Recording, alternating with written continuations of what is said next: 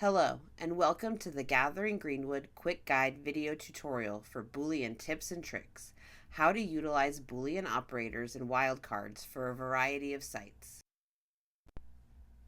In this short guide, we'll explore how to use search techniques called Boolean operators to help uncover your family history using online resources.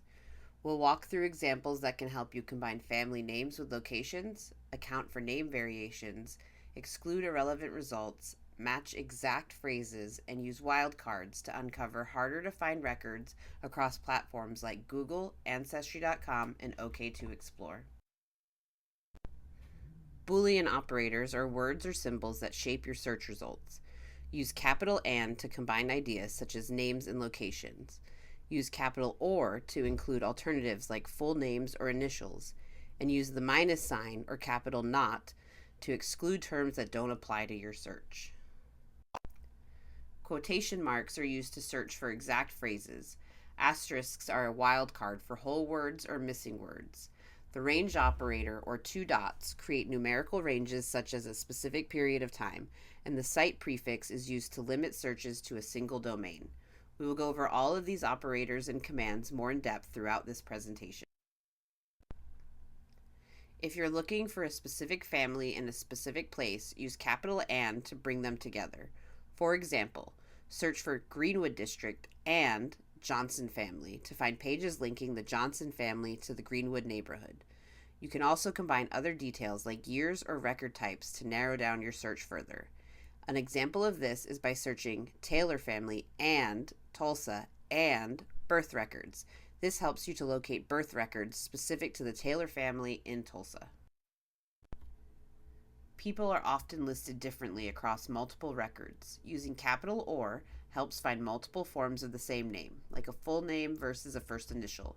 For example, searching George Franklin or G. Franklin and Tulsa will capture results that may list the same individual in a variety of ways. You can also try nicknames or spelling variants like William Franklin or Bill Franklin to broaden your search and ensure you don't miss alternate names or spellings. When you want to avoid unrelated topics like sports references, use the minus sign or capital NOT. This keeps your focus on family history. For example, if you're researching the Bird family in Tulsa but don't want to see results about a local athlete with the same name, using minus football will filter out any results that also reference football. Using quotation marks locks in exact phrases. This helps Google return results that exactly match your terms rather than splitting them up or treating them loosely.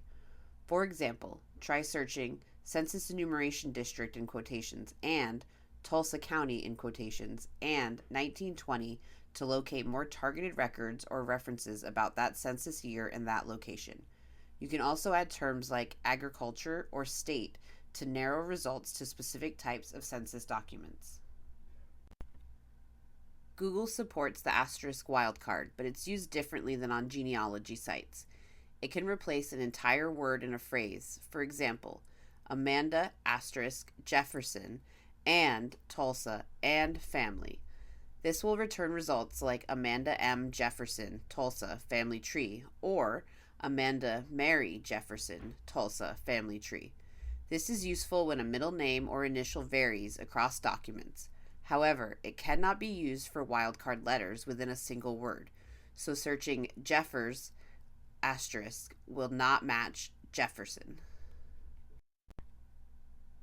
Google also offers an advanced search page where you can apply Boolean operator-style logic without remembering the actual operators. You can access the advanced search by clicking on Tools, as seen here. The advanced search allows you to fill in boxes for exact phrases, words to exclude, site domains, and even number ranges. It works behind the scenes just like Boolean searches, but gives you a more visual interface. Ancestry.com allows asterisks as wildcards to stand in for 0 to 5 letters in a word. Searching for Jeffer asterisk can uncover Jefferson, Jeffries, Jeffers, and more. Using this wildcard can be extremely useful, particularly when searching in city directories, like is shown here, and also for most other records where a misspelling could have occurred or even a transcription error. Another helpful tool when dealing with spelling variants searching on Ancestry.com is using a question mark. You can use a question mark to replace a single character. For example, RE question mark D would return both spellings of read with an I or an E. This can be helpful when you can't quite read a letter in a record. You can also use the question mark in multiple spots or combinations of question marks and asterisks if you are unsure of multiple parts of a name.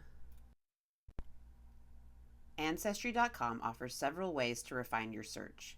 Use filters to narrow by record type, such as selecting only census and voter lists or birth, marriage, and death, to focus on those specific record types. You can also search all collections and filter by location and dates of various life events, or explore records linked to specific neighborhoods or communities by utilizing keywords. When conducting these searches, try using historic place names or terms that were common in the time periods of interest. For example, searching by street names like Greenwood or Archer can surface localized census listings or directories. Another great tip is using Google to search inside Ancestry.com. This method helps when the built-in search tool isn't finding what you need. For example, try site prefix Ancestry.com, Greenwood, Tulsa, and family tree to find family trees or records on Ancestry.com linked to the Greenwood neighborhood in Tulsa. You can also combine terms like marriage record or death certificate and a family surname, all within a site-specific search to pull in related document types from the same location. When searching Oklahoma birth and death records at OK2Explore, you can use partial names with wildcards similar to Ancestry.com. For example, typing Will asterisk in the first name field finds William, Willie, or Wilma. Similarly, entering Jeff asterisk in the last name field will match Jefferson, Jeffers, or Jeffries. You can also include a range for birth and death dates. In this example, we have used the year 1920 with a plus-minus 5 years range. Using the wildcards and date ranges allows for casting a wider net to ensure you don't miss any important records. You can also combine multiple Boolean operators into one powerful and very specific search. For example, try this. Site prefix, Ancestry.com, William Franklin or W.M. Franklin in parentheses, and Tulsa, and birth, and 1900, 1920. This combines site-specific search, name variations, location, topic, and a date range. It's a flexible way to uncover records that may be listed in multiple formats or under partial names. To sum it up, use Boolean operators like capital and capital or to structure your searches. Quotation marks target exact matches. Minus signs and wildcards help you remove clutter or catch alternate spellings. Whether you're using Google, Ancestry.com, or OK2Explore, these tools can bring family stories to light. If you would like to learn more about Boolean operators and other search tips for a variety of sites, check out these links for more information. Thank you for watching this quick guide video tutorial on Boolean tips and tricks. For other videos in this series, please visit thegreenwoodculturalcenter.org.